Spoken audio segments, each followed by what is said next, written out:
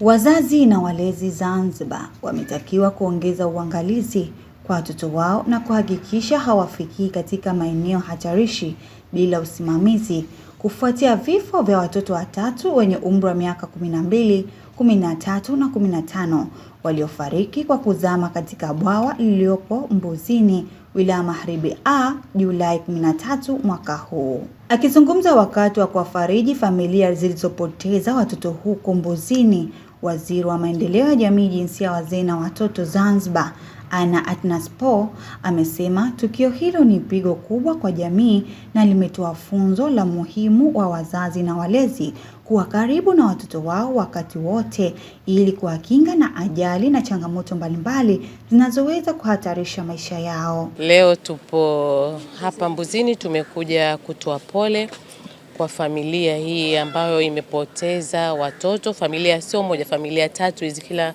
familia imepoteza mtoto mmoja. Tumekuja hapa kuwapa pole na kuwafariji sisi pamoja na mkuu wa wilaya lakini na mkurugenzi wa matukio wa maafa. Kwa pamoja tumekuja kutoa pole kwenye familia hizi.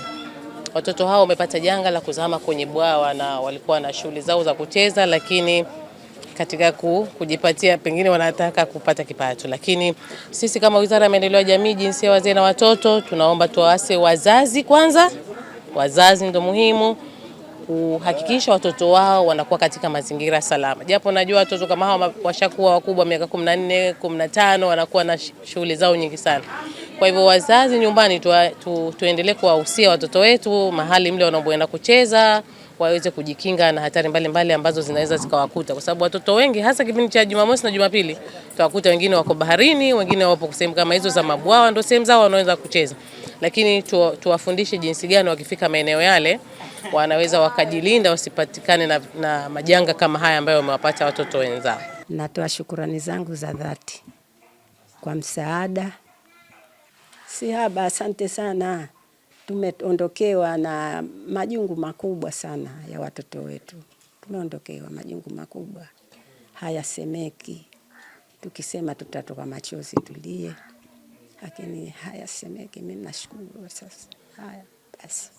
Kwa upande wake, mkurugenzi mtendaji wa Kamisheni ya Kukabiliana na Maafa Zanzibar, Makame Khatib Makame, amesema kamisheni hiyo imejipanga kuendelea kutoa elimu mashuleni na katika jamii kuhusu mbinu za kujikinga na majanga ikiwemo hatari ya kuzama ili kupunguza matukio ya aina hiyo.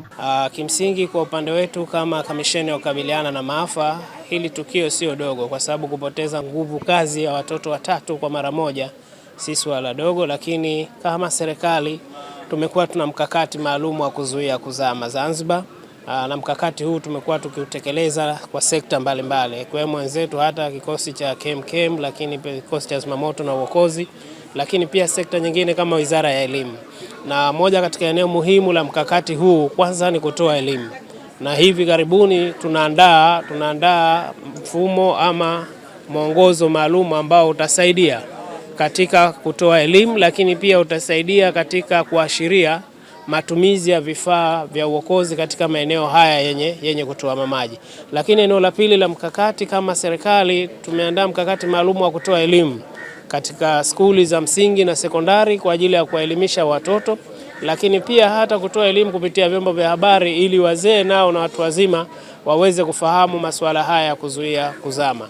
Na tunategemea pengine mnamo tarehe 25 kidunia ni siku ya kuzuia kuzama duniani, tarehe 25 Julai, na sisi kama Zanzibar tutaonyesha majaribio, lakini pia tutakuwa tuna mazoezi ya masuala haya ya kuzama, lakini pia kuogelea na kujifunza katika maeneo mbalimbali. Naye mkuu wa wilaya Magharibi A, Leila Burhani Ngozi, amewataka wananchi kuacha kuchimba mchanga kiholela unaosababisha kuwepo kwa mabwawa makubwa yanayohatarisha usalama wa watoto na wananchi. Lakini kikubwa kwanza kwenye wizara yetu au idara ya maafa, ningeomba sana waongee na wizara ambayo inahusiana na hii uchimbaji wa mchanga, watu wetu wazura, kuwaelimisha kwamba watakapokuwa wamemaliza kufanya ile zoezi la mchanga, kama wamemaliza bora wafanyie utaratibu wa kufikiwa ile eneo, au tuwasiliane kwa ukaribu ili tuweze kuweka ulinzi, kwa sababu kilichotokea pale ni kwamba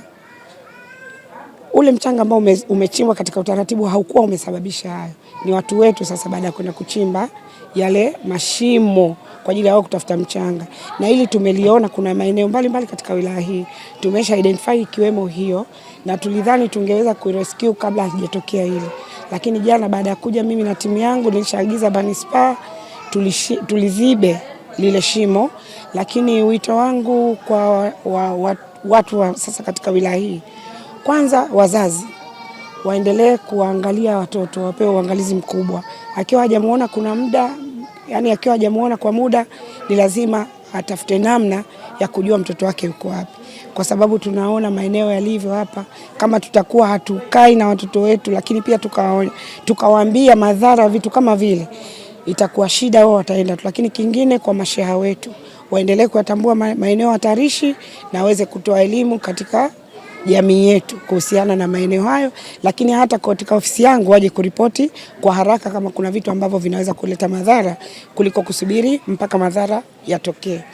Lakini kingine kwa hao wanaochimba mchanga, ofisi yangu imejipanga, na hili lililotokea naona kama wamezidi kumtia hasira.